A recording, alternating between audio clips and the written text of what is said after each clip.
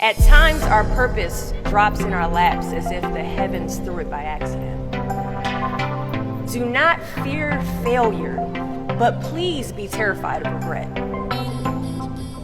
As giving up is the birth of regret. In the summer of 2009, I was 19 years old, working a summer position at Target between my freshman and sophomore year at undergraduate school. I was working in the women's clothing department, and I noticed a lady staring at me from across the aisle. I figured she probably had a few screws loose, so I attempted to ignore her very intense stares.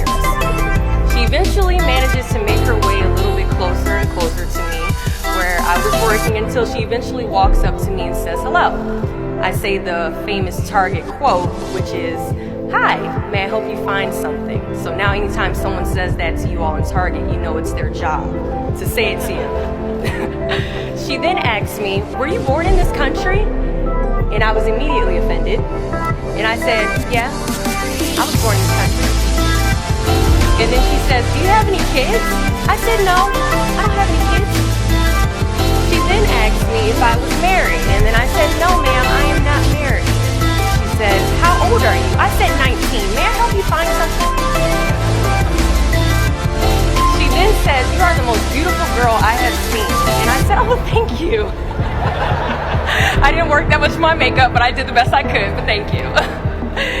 And then she says, "I think you could be the next Miss USA." And I stare at her in pure disgust and said, "Pageants?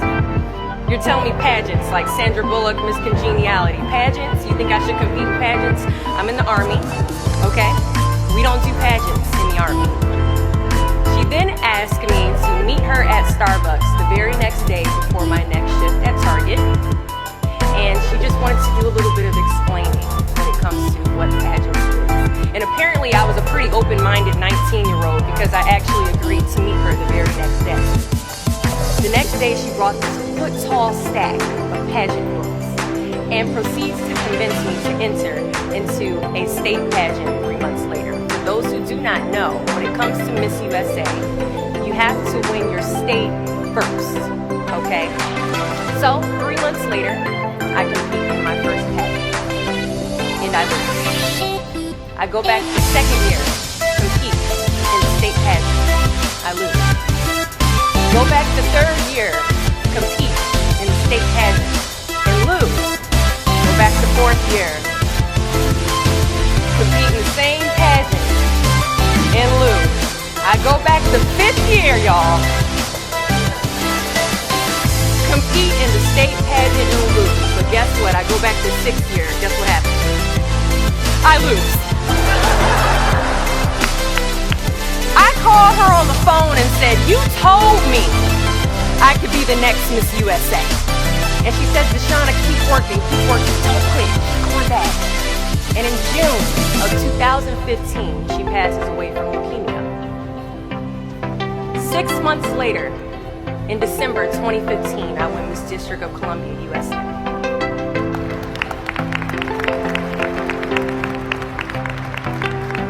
And 6 months after that, in June of 2016, I become the first soldier to win Miss USA.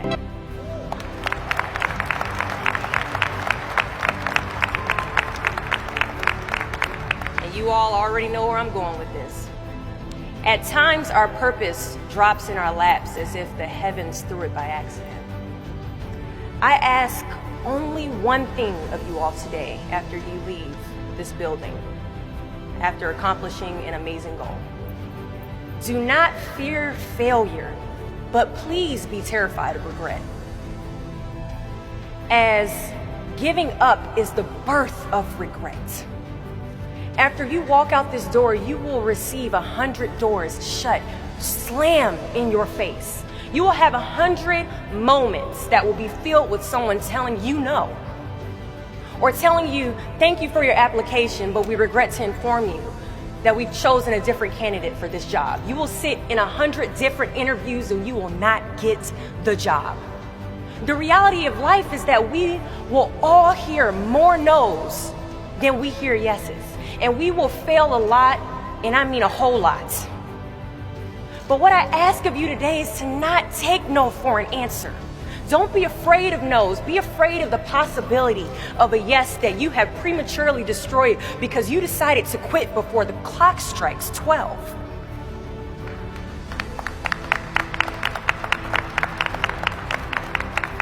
You can ask anyone, friend, family, anybody. I love a good no. Please tell me no. Telling me no is like adding fuel to a fire that is now set ablaze because of your single no. I love additional reasons to work harder. Please give me a reason. So today I challenge you to fight, to work, to not stop here, to believe so heavily in your aspirations that you too will not fear the word no, but instead you will choose to welcome it. Thank you for your time.